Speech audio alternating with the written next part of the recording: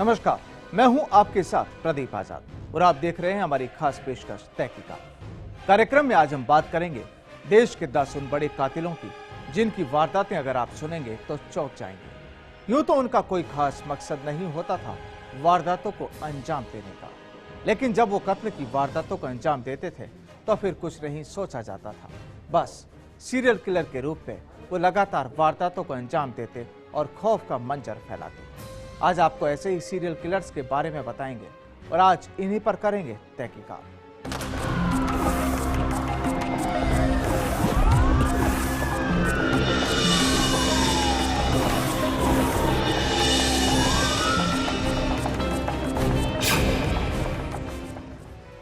जब भी कत्ल की कोई वारदात होती है तो जाहिर है कि दहशत का माहौल तो बनता ही है।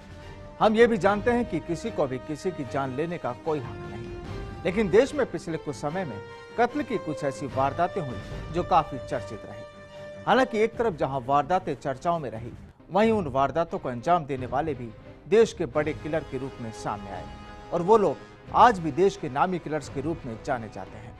आज हम उन्हीं 10 किलर्स की तहकीकात करेंगे जिन्होंने दहशत को भी ताक पर रख दिया था और वो लगातार दिए जा रहे थे कत्ल के गुनाह को अंजाम। आज हम आपको रूबरू कराएंगे देश के उन 10 चर्चित गुनहगारों से जिनके बारे में शायद आप जानते भी नहीं होंगे।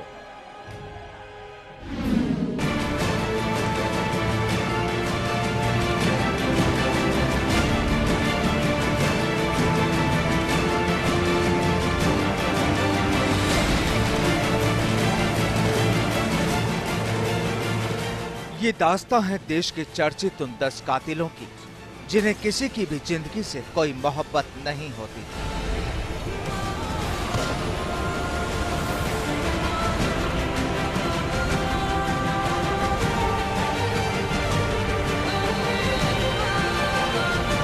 उनका मकसद होता था तो केवल लोगों की जान लेने का। कत्ल की वारदातें आज से नहीं बल्कि पुराने वक्त से होती रही है। पिछले कई सालों में देश में कई ऐसे नाम सामने आए जिन्होंने लोगों की जान ली, जिनका कोई खास मकसद नहीं होता था, बस अपना तरीका और किसी की भी जान ले ली गई।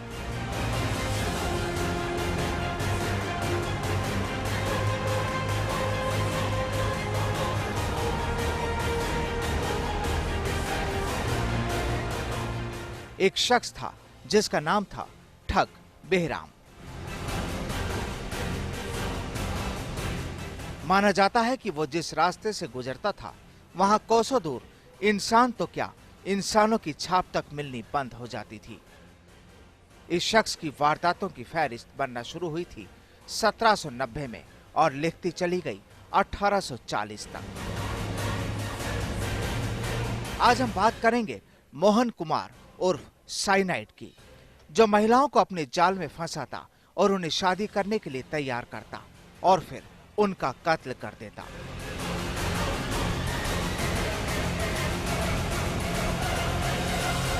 सुरेंद्र कोली के नाम से तो आप वाकिफ होंगे ही। आज उसकी करतूत को भी हम आपसे रूबरू कराएंगे, जो लाश के साथ रेप करता था। हम बात करेंगे बेंगलुरु की एक उस महिला कातिल की जो पहले महिलाओं से दोस्ती करती और फिर उनकी जान ले लेती। हम बात करेंगे एक उस ऑटो चालक की जो किशोरियों का पहले अपहरण करता और फिर उनका कत्ल कर देता था और फिर मरने से पहले उसने एक चौंकाने वाला खुलासा भी किया था।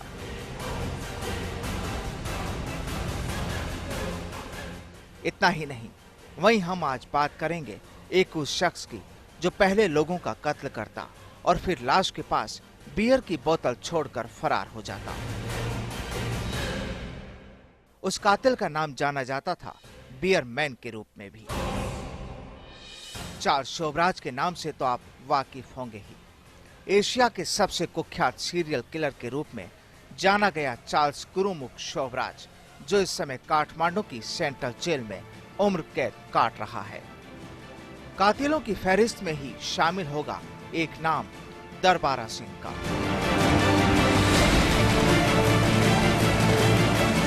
वो हमेशा साइकिल से घूमता था और उसके पास एक बैग में बहुत सारी टॉफियां होती थी। टॉफी का लालच देकर ही वह मासूम बच्चों को अपने जाल में फंसाता था और फिर सुनसान में ले जाकर उनके साथ हैवानियत करता था और फिर उन्हें मार देता था।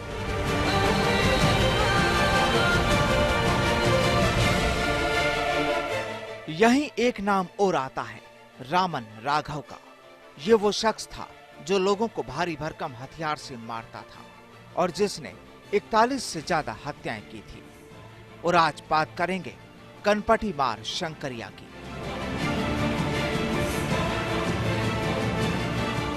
जो जयपुर का कुख्यात हत्यारा माना जाता है और जिसने अब तक 70 लोगों को मौत की नींद सुलाया है, जिसे फिर फांसी पर चढ़ा दिया गया। तो अब आप देखेंगे वो चौंकाने वाले राज जिन्हें 10 चेहरों के रूप में हम लाए हैं आपके सामने और जिन्हें कहा जाता था कत्ल की सौदागर। फर्स्ट इंडिया के लिए क्राइम डेस्क, ब्यूरो रिपोर्ट। देश की ये वो टॉप 10 सीरियल किलर है जिनकी फहरिस्त काफी लंबी है। दरअसल ये वो लोग थे जिन्हें वारदातों को अंजाम देते वक्त कानून का कोई डर नहीं था और जिन्होंने अपनी वारदातों से गुनाह का इतिहास लिखा था। आज हम आपको बताएंगे एक उस शातिर के बारे में जो ठग के साथ साथ कातिल भी था, एक शिक्षक जो स्कूल में पढ़ाता था लेकिन वो जिंदगी का भी शिकारी था। या हम आपको बताएंगे एक उस कातिल के बारे में जो इंसान के जिस्म को खाता था और जो लाशों के साथ रेप करता था। चलिए अब आपको बताते हैं उन कातिलों के उन गुनाहों के बारे में जो आपको चौंका दें।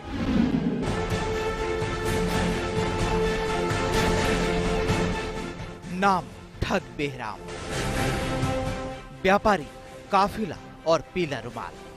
ये दास्तां है एक ऐसे ठग की जिसे दुनिया का आज तक का सबसे क्रूर सीरियल किलर का खिताब हासिल है। बेहराम नाम का वो ठग असल में था बेरहम ठग। भोले भाले व्यापारियों के काफिलों को अपना निशाना बनाता था ये ठग।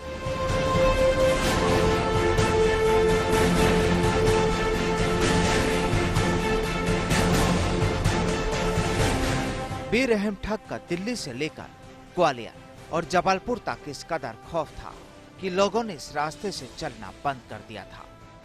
जिस रास्ते से वो गुजरता था वहां कोसों दूर इंसान तो क्या, इंसानों की छाप तक मिलनी बंद हो जाती थी। जहां जहां भी वो जाता लोग इलाका खाली कर उसकी पहुंच से दूर निकल जाते। जानते हैं क्यों? इंसान के भेष में वो था एक खूंखार जानवर।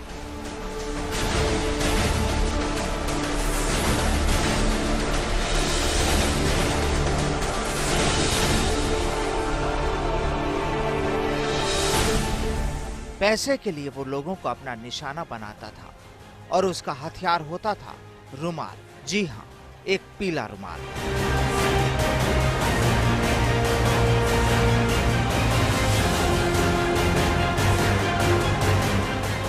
वो रुमाल से देता था अपने शिकार को मौत, क्योंकि खून से नहीं लगता था दुनिया के सबसे खूंखार सीरियल किलर को डर। एक नहीं, दो नहीं, 200 नहीं, 300 नहीं, पूरे 931 लोगों को उतारा था उसने अपने पीले रुमाल से मौत के घाट।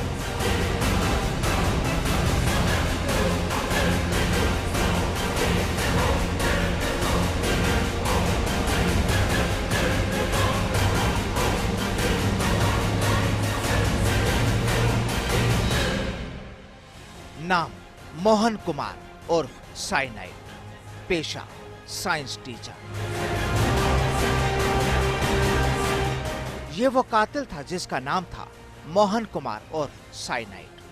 कर्नाटक का रहने वाला मोहन कुमार यूं तो प्राइमरी क्लास का साइंस टीचर था, लेकिन उसका दूसरा पेशा था कत्ल का।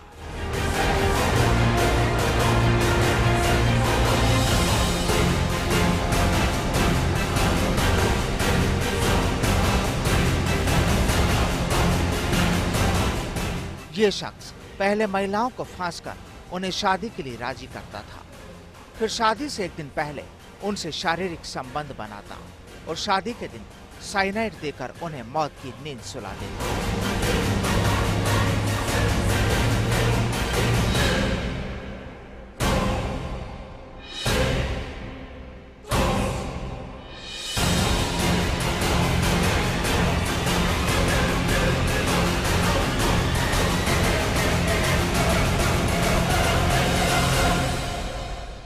वहीं मोहन गरीब तबके की 20 से 30 साल की आयु वर्ग की महिलाओं को नौकरी का झांसा देकर दूसरे जिलों में ले जाता था और साक्षात्कार के बहाने उनके साथ होटल में रुकता था। इस दौरान वह उनके साथ दुष्कर्म करता था और इसके बाद खाने में साइनाइड मिलाकर उनको भी मार देता था।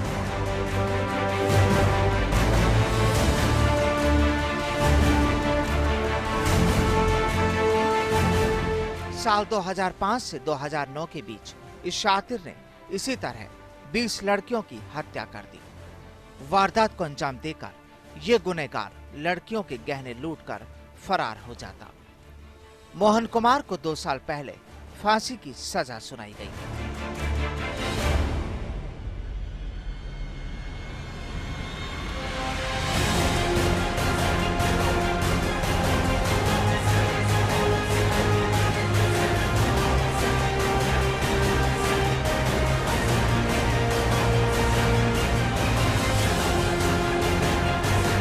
नाम सुरेंद्र कौली। नोएडा के निठारी कांड को कौन नहीं जानता।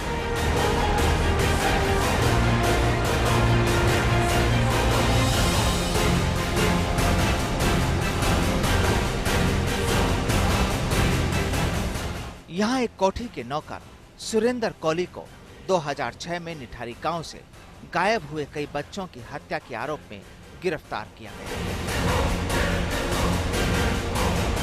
कौली पर बच्चों के बलात्कार, अंग तस्करी, बाल शोषण और इंसानी मांस खाने के आरोप लगे। कौली को 5 हत्याओं का दोषी पाया गया।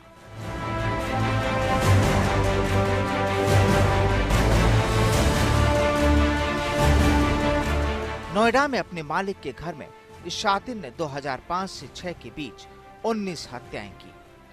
ये छोटी बच्चियों को घर में बुलाकर मार देता था, शव के साथ रेप करता था, उनके शरीर के टुकड़े करके खा जाता था। शरीर के कुछ बचे हुए हिस्सों को पास के नाले में फेंक देता था। उसे 2009 में फांसी की सजा सुनाई गई। वहीं उसका मालिक मोनिंदर सिंह पंडेर हाईकोर्ट से रिहा हो गया। वाकई चौंकाती है इन कातिलों की ये वारदातें, जिन्होंने गुनाह की एक नई इबारत लिखी।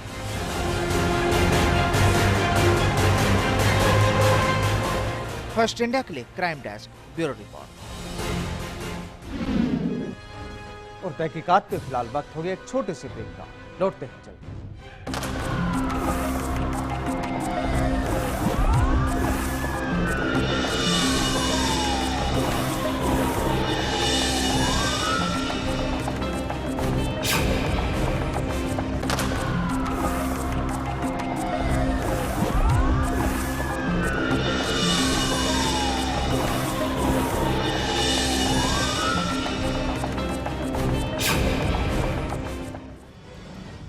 ब्रेक के बाद आपका स्वागत है। तो आपने देखे 3 उन गुनहगारों के चेहरे जिन्हें टॉप 10 कातिलों की फहरिस्त में माना जाता है। ठग बेरहम की वारदात चाहे पुरानी हो, लेकिन मोहन कुमार और साइनाइड और सुरेंद्र कौली की वारदातें ज्यादा पुरानी नहीं। इन शातिरों ने जिस तरह से लोगों पर जुल्म ढाए और बच्चियों को मौत की नींद सुलाया, वो वाकई हैरत में डालते हैं। सवाल तो ये कि क्या कोई कातिल ऐसा भी हो सकता है जो किसी की जिंदगी लेकर उसके जिस्म को ही निकल जाए। वाकई इसे हैवानियत की इंतहाई कही जा सकती है। चलिए अब आपको बताते हैं कुछ और कातिलों के बारे में, जिनकी वारदातें देख आप भी यही कहेंगे कि क्या ऐसा भी होता है।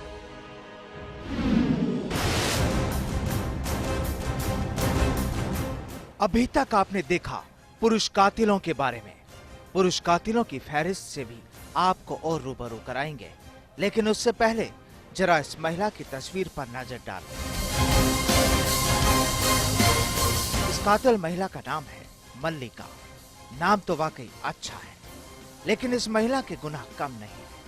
बेंगलुरु की रहने वाली इस महिला ने साल 1999 से 2007 के बीच 6 महिलाओं के खून किए हैं। दरअसल कातिल मल्लिका पहले घरेलू हिंसा झेल रही मिडिल क्लास महिलाओं की हमदर्द बनने का नाटक करती, बेंगलुरु की अमीर महिलाओं से दोस्ती करती। इस बीच वह एकांत वाले मंदिर में पूजा के बहाने महिलाओं को बुलाती थी और प्रसाद या पानी में साइनाइड देकर मार देती थी।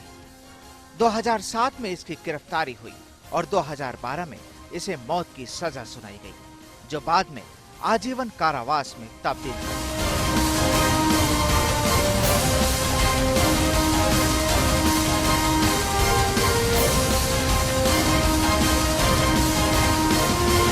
तो आपने देखा कि यहाँ महिला भी किसी कातिल पुरुष से पीछे नहीं रही।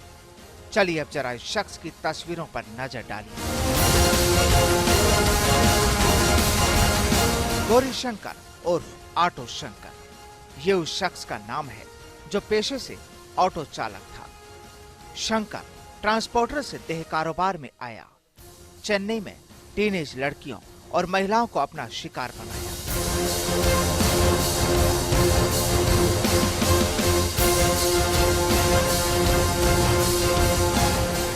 1988 से 1989 के बीच 16 लड़कियों से बलात्कार कर उनकी हत्याएं कर दी। अकेले साल 1988 में ही इसने 9 किशोरियों का अपहरण किया और उनका खून कर दिया।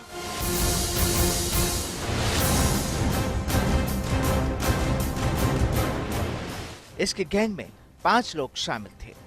हत्या के लिए उसने फिल्मों को दोषी बताया। वहीं अपनी मौत से 1 महीने पहले इसने कबूल किया था कि उसने अगवा की हुई लड़कियों का खून उन नेताओं के कहने पर किया था जिन्होंने उन लड़कियों से बलात्कार किया था। गिरफ्तार होने के बाद वो जेल से फरार हो गया, लेकिन फिर पकड़ा गया और 1995 में उसे फांसी दे दी गई। चलिए अब आपको एक और कातिल से रूबरू कराते हैं। नाम रविंद्र उर्फ बियरमैन। दरअसल साल 2006 से 2007 के बीच मुंबई में ही 7 लोगों का कत्ल कर दिया गया और वारदात हुई एक ही तरह से। पुलिस ने हर बार लाश के पास से बियर की बोतल बरामद की, जिससे साफ था कि वारदात को अंजाम देने वाला कोई सीरियल किलर है। और फिर सामने आया नाम रविंद्र उर्फ बियरमैन का। लोगों ने इसका नाम रख दिया था बियरमैन। साल 2008 में रविंद्र कंट्रोले को खून के आरोप में पकड़ा गया और उसके पास से बियर की खाली बोतल भी बरामद कर ली गई, लेकिन पुख्ता सबूतों की कमी के चलते उसे छोड़ दिया गया। आपको बता दें कि ये शख्स सभी हत्याएं मुंबई में चर्च गेट के आसपास ही करता था और सभी लोगों को फुट ओवर ब्रिज या रेलवे लाइन के पास मारा गया था। वाकई बात चाहे मल्लिका की हो या फिर ऑटो शंकर की वारदातें, जहां इन्होंने खूनी खेल खेल कर लोगों को सांसत में डाला, वहीं बियरमैन की वारदातें भी कम चौंकाने वाली नहीं रही। फर्स्ट इंडिया के लिए क्राइम डेस्क ब्यूरो रिपोर्ट। दरअसल ये वो शातिर गुनहगार थे जिन्होंने जुर्म की दुनिया में अपना नाम कुछ इस तरह दर्ज कराया कि पुलिस भी सकते में आ गई। चलिए अब आपको 4 और उन गुनहगारों से रूबरू कराते हैं जिनके नाम भी जुर्म की दुनिया में काफी ऊपर लिए जाते हैं। बात चाहे चार्ल्स शोभराज की हो या फिर बेबी किलर दरबारा सिंह की, बात रामन राघव की हो या फिर कनपटी मार शंकरिया की, इन सभी ने जुर्म की दुनिया में काफी सनसनी फैलाई। सामने तो यहां तक आया है कि जब शंकरिया को फांसी की सजा का ऐलान किया गया था तो जज ने अपनी कलम तोड़ दी थी। जज की मंशा थी कि शंकरिया को कुछ इस तरह फांसी दी जाए कि लोग उसे देखें। वाकई बड़ा सवाल कि कानून भी इन कातिलों की वारदात को देखकर सोचने पर मजबूर था।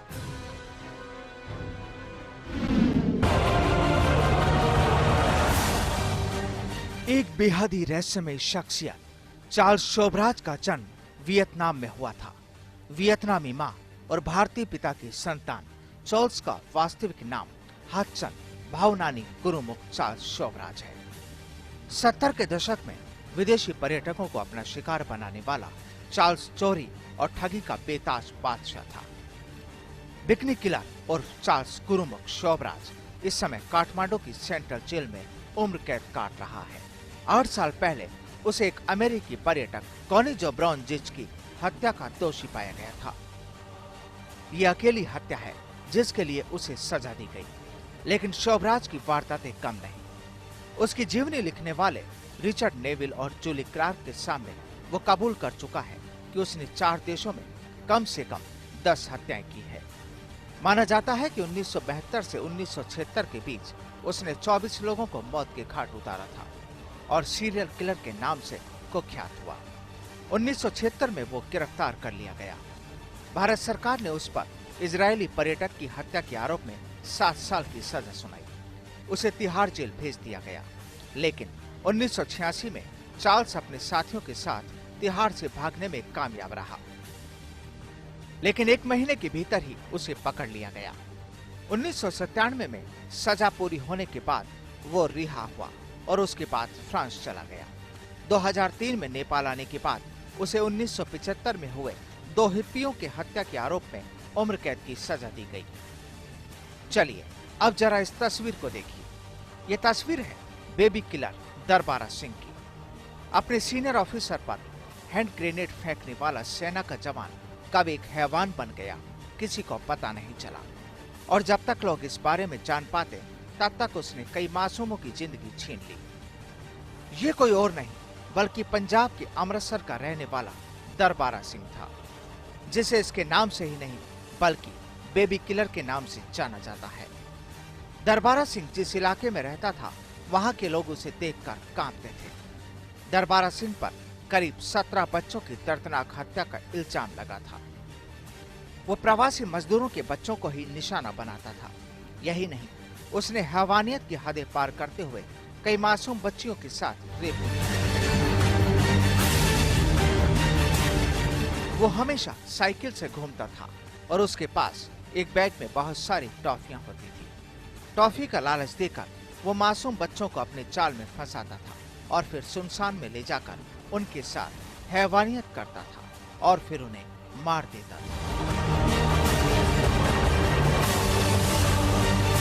अदालत ने उसे एक प्रवासी मजदूर की बेटी से रेप और हत्या के मामले में 30 साल की कैद की सजा सुनाई थी।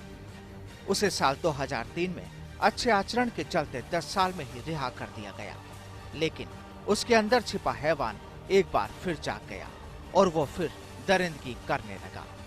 2004 में एक बार फिर जब उसे पुलिस ने गिरफ्तार किया तो उसने जालंधर के एसएसपी के सामने दिए गए बयान में कहा कि अगर उसे पुलिस ने इतनी जल्दी गिरफ्तार न किया होता तो वो और भी बच्चों को अपना शिकार बनाता। दरबारा सिंह हमेशा मिठाई, समोसे और पटाखों का लालच देकर बच्चों को फंसाता था। वो सुबह 10 बजे से दोपहर 12:30 बजे के बीच ही बच्चों को दबोचता था, क्योंकि इस वक्त ज्यादातर मजदूर काम पर होते थे और उनके बच्चे अकेले होते थे। साल 2008 में उसे फांसी की सजा सुनाई गई थी, हालांकि बाद में उसे उम्र कैद में तब्दील कर दिया गया। और अब देखिए इस तस्वीर को। कातिल रमन राघव। इस शख्स ने 1966 से 1968 के बीच मुंबई में 41 से ज्यादा हत्याएं की। 1969 में ये पकड़ा गया। अदालत ने फांसी की सजा सुनाई, लेकिन मानसिक स्थिति ठीक नहीं होने के कारण उम्र कैद हुई। खुद बेघर था और झोपड़ी, फुटपाथ पर सोते हुए लोगों को भारी भरकम हथियार से मारता था। और फिर रमन की 1995 में मौत हो गई। खूंखार कातिल केवल रमन ही नहीं, ये कनपटी मार शंकरिया भी रहा। जयपुर का कुख्यात हत्यारा 1977 से 78 के बीच करीब 70 हत्याएं की। शंकरिया कनपटी पर हथौड़े से मारता था। हत्या क्यों करता था आज भी राज है। वो कहता था कि हत्या करने से उसे बेहद सुकून मिलता था, जिसे पकड़े जाने पर 1979 में फांसी पर चढ़ा दिया गया। तो आपने देखा 10 उन गुनहगारों के चेहरों को जिन्होंने जुर्म की दुनिया में नाम तो कमाया, लेकिन सभ्य समाज के लिए इनकी घिनौनी हरकतों ने लोगों का जीना भी दुश्वार कर दिया था। फर्स्ट इंडिया के लिए क्राइम डेस्क, ब्यूरो रिपोर्ट। तो आपने देखा कि इन हत्यारों को किसी की जिंदगी से कोई प्यार नहीं था, बस उनकी नजर होती थी तो केवल अपने शिकार पर, और ये लोग वहशी बनकर करते थे अपने शिकार। लेकिन आप रहिए सावधान और सतर्क। और फिलहाल तहकीकात में आज इतना ही। मुझे दीजिए इजाजत। नमस्कार।